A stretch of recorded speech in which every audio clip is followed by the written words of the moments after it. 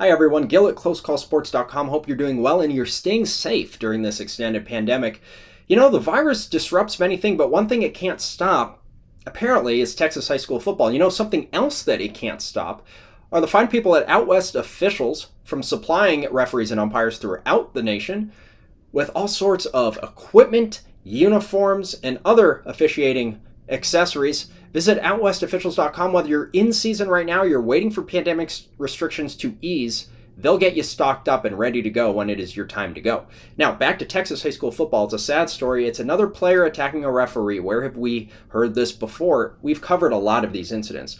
One that we did last year, for instance, actually it's this year. Wow, it's been such a long year. January 2020, a high school basketball coach in California burst into an official's room after the game to berate the crew. And we went step by step. This is what you do in this situation. Now, the benefit, of course, and you can see it on the website, is post-game abuse in the locker room. You have access to your phone. You can record video and get evidence that way. On the field, what happened in Texas? Different story. Now, we're going to play the video, and we're going to say that it's a playoff play in-game, Edinburgh High. The defensive end's name is Emmanuel Duron. The referee's name is Fred Garcia. Now, Emmanuel Duron is the player. His number is 88. Watch. I'm going to do a brief commentary just on the play because it's a broken play, incomplete pass, pressure, whatever. Normal football play. After the play, something else happens. See the head linesman say, "Hey, what was that?" He pointed. And then referees and players rush in, so now we have unsportsmanlike stuff going on. But do we have a penalty? Yes, because maybe that was the umpire who threw that up. And we are going to convene. Look at 88 on the left. He's upset about something while he's being led away by a coach. So, yeah, it's definitely him. Did he pick up 2 penalties on that play? I wonder what he did. Let's go to referee Fred Garcia with the penalty announcement. We got 2 fouls on the defense. We got a personal foul laid here on the quarterback, number 88, and an unsportsmanlike conduct, number 88 on the defense, has been disqualified. 2 fouls, same player, disqualification. Keep watching, though.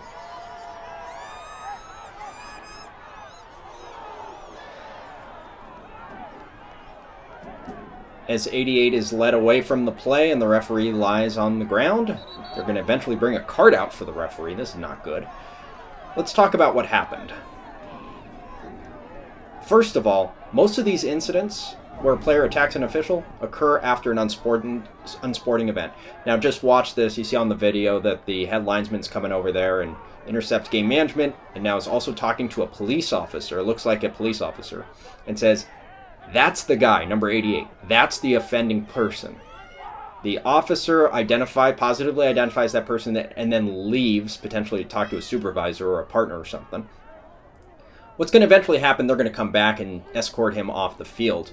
No handcuffs, and they refused comment when someone asked if he's arrested or not. They're like, we're not at liberty to say. But what's interesting, there's no confirmation of an arrest, no confirmation of charges. It'll get sorted out in due time. I'm sure that the National Association of Sport Officials lawyers are ready to go and support one of their members on this. It's a Texas high school football playoff game. This guy is a member of NASA, I'm sure. So call the people, if you're watching the video, call the people at the home office, and I'm sure that they're going to get some help to you. And do file charges, because Emmanuel Duron, the player, allegedly committed a crime. And this alleged violent crime by alleged criminal, potentially, allegedly, purportedly, but not confirmed because it's innocent until proven guilty in a court of law, Emmanuel Duron, who's allegedly done something. I don't want to go overboard, but this is not acceptable. And it needs to be taken care of. And this guy being let off without handcuffs, it's a police escort out of the stadium.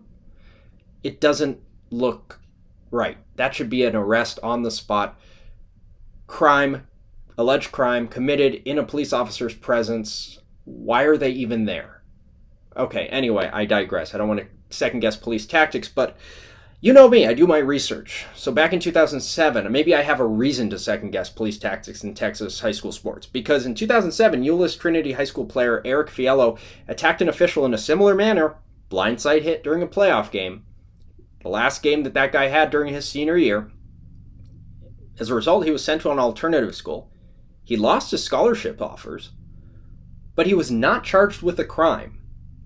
And he didn't lose out on the chance to further his education because he went to Sam Houston State. And what happened after he ended his time at Sam Houston?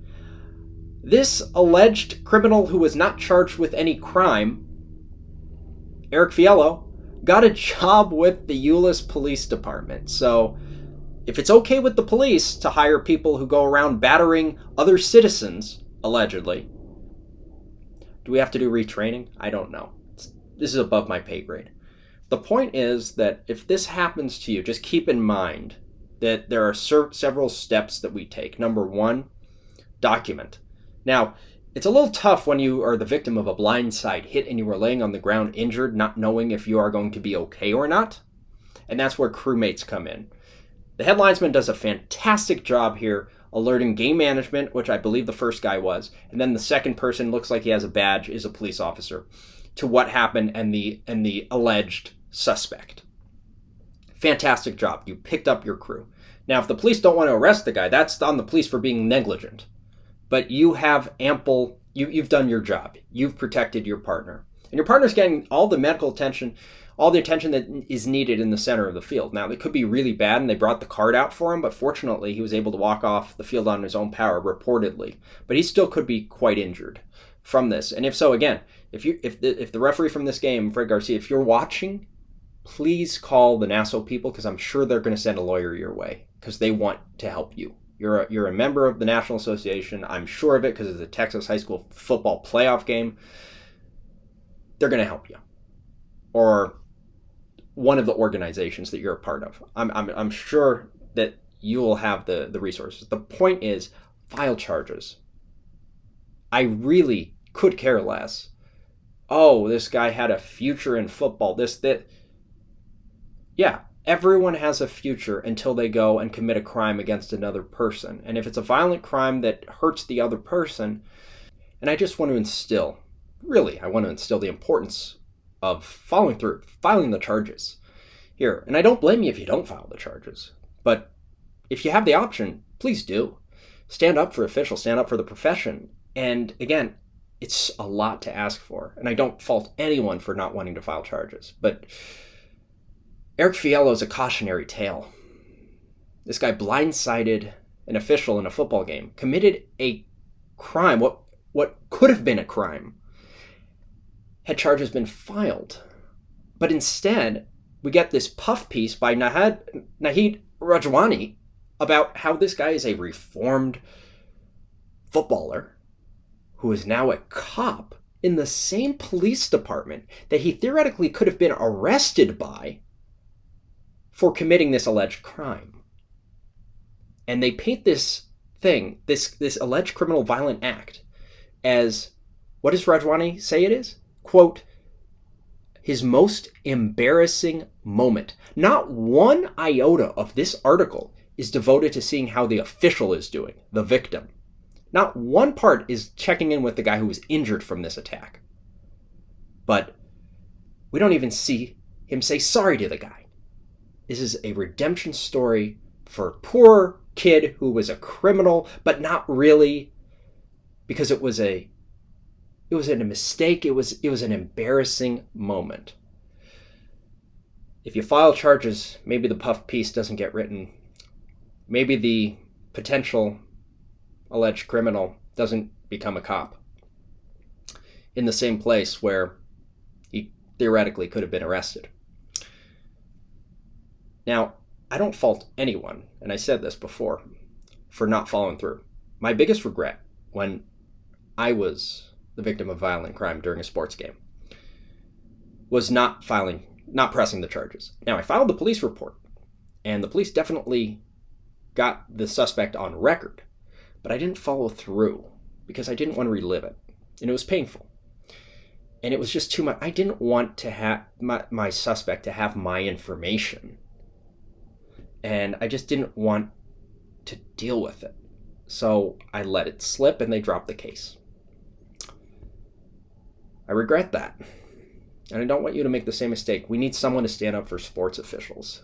And so when these things keep happening, and it's a repeat, we talk about these things happening at least several times a year. It's too much. Once is too much. Because it's a game. And there are clear rules. And especially in football, none of the officials are wearing the same pads that the players are wearing. It's completely out of bounds, especially if your back is turned to the thing. You can get seriously hurt. And again, Rajwani's article doesn't talk about the victim whatsoever. It doesn't talk about the official, how that person's doing. In Utah, a player punched a referee after a red card. The referee died. There are consequences. We can't let these people become cops afterwards. That's not right. My partner in crime here, and that's a poor choice of words, I suppose, but T-Mac, he had a high-profile incident in a baseball game. International incident, where one of the teams ganged up on him and assaulted and battered him and his crew. He did the right thing, because what is the most annoying thing about the whole story about this Texas thing for me is they had a delay and they reportedly finished the game. T-Mac did the right thing. He called it off. He forfeited the game. 9th inning, 8th inning, doesn't matter. Could be in the 1st inning, whenever it happens. I'm calling that game off if it ever happens. That's what I did when it happened way back when for me. T-Mac did that. And you know what? You might not get the next round of the playoffs, but you get to say, I stood up for the profession. I'd like to think that's what Joe West means when he talks about the philosophy of umpiring, and he says your duty is to, and he talks about to the game and to the profession. I'd like to think that that's what it means, that your duty is to the profession, to stand up and say, this is not okay. We need to take a stand and make it clear that there are consequences. I don't have a single thing against Eric Fieilo, the person, for becoming a cop after this in the same place where he could have been arrested. But I have every single shred. I have so much spite for all the systems that enabled that to happen. I'm happy for the guy that he was able to redeem himself. But the systems never should have allowed it to happen. A former criminal, violent criminal, that is not actually, I suppose I need to clarify for legal sake, not a legally recognized criminal, but I suppose had charges been filed, a potential criminal for violent crime, should not have the privilege of becoming a police officer in the same jurisdiction where the alleged act occurred, especially when it's on video for everyone to see. That's not right. All right, I'm worked up, so I'll see you later. We'll see you on the site. Thanks for watching. CloseCallSports.com.